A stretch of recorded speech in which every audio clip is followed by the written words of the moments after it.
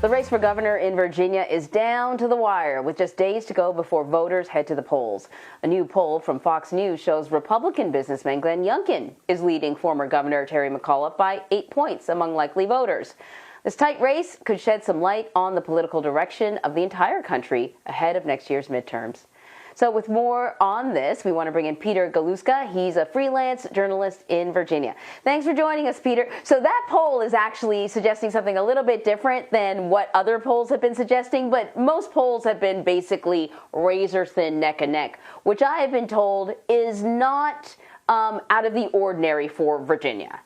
Most polls have shown the candidates in a very, very tight race, but this poll shows Youngkin sort of pulling ahead.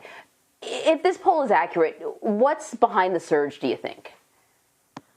Well, I think there's a lot behind the surge. I mean, first off, there have been, as you said, polls have been neck and neck. There was at least one other poll earlier, a couple of months ago, where University of Mary Washington that showed Youngkin ahead. But I think what's happening is you're seeing a real push by the Republicans, especially on social issues, namely critical race theory, namely mandates for vaccine masks and things like that. And also there's kind of an anti-gay element here as well, plus book censorship. And another factor is that the Democrats seem to be exhausted. They just don't seem to be as into it as they were in previous races. I think that's really interesting because we've talked a lot about the fact that, both sides, especially over the last few weeks, their kind of focus has to be about getting their people out, right? Getting out the base. And something about education has fired up Republicans. They've, Youngkin has an ad out with a woman who was really upset about her son reading the book Beloved. This is really resonating with Democrats. When did education become such a hot topic? I mean, not Democrats, sorry, I meant Republicans. It became a hot topic in the waning days of the Trump administration, say a summer ago, when all of a sudden critical race theory, which few people had heard of outside of, graduate school academics, suddenly came into play. It's a curiosity in Virginia because Virginia public schools do not teach critical race theory. And it sort of, became, all of a sudden, that became a big issue, along with book censorship. And all of a sudden, after years and years of being in the school library stacks, books like Toni Morrison's Beloved suddenly are being found to be pornographic. And go figure. It just seems to be a very coordinated race. And it really seems to be a winning strategy for Youngkin. So former President Donald Trump released a statement saying, "Thank you, Arlington. See you soon." And this happened after protesters showed up at a rally with President Biden and McAuliffe, and they were chanting, "We love Trump." Youngkin said at an event yesterday that former President Donald Trump is not coming to Virginia. But I'm sort of worried. Is Youngkin worried that Trump's inclusion could motivate Democrats to get out and vote more than it would inspire Republicans to get out and vote? Yes, I think that's absolutely true. I think the problem is that, Youngkin was endorsed by Trump early on. And then you have Youngkin, who comes across as a smooth, professional, former co-CEO of Carlyle Group, a big hedge fund in Washington. And yet more recently, when Trump has tried to have events for Youngkin just doesn't show up.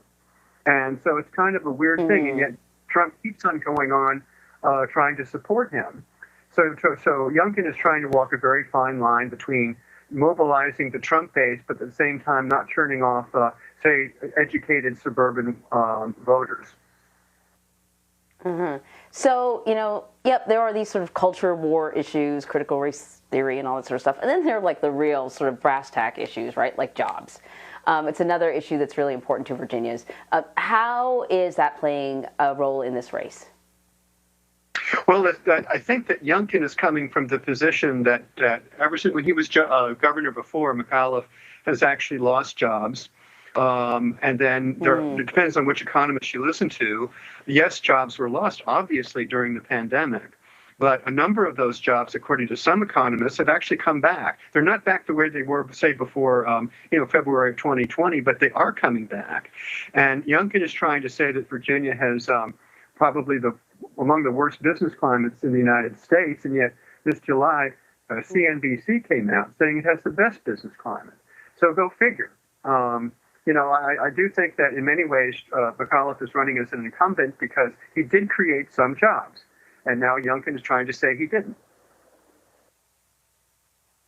Another point of contention in the race is Virginia's right-to-work law. Can you tell us about that law? People who are not, from Virginia may be unfamiliar with the controversy.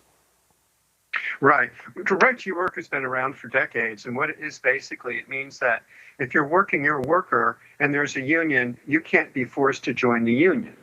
In many ways, it gives workers rights. At the same time, it's a device that has been used for years by managers to keep unions weak. And a lot of states don't have it. A lot of states do have it. And Youngkin definitely wants to make sure it stays out. McAuliffe sort of has proposed repealing it, but then he backs away saying, well, it's kind of pointless because the General Assembly is going to keep it anyway. But anyway, it's still an issue. Virginia's still behind when it comes to minimum wages, and especially when you adjust them to inflation. Peter Galuszka, thank you so much. The clock's ticking. We only have a few more days left, so I appreciate you giving us the lay of the land on this Friday. Thank you. Thank you very much. Well, CBSN is your place for election night this year. Elaine Keano, Ed O'Keefe, and Major Garrett will have live coverage and analysis of all of the top races from across the country. You can stream that right here, Tuesday at 5 p.m. Eastern.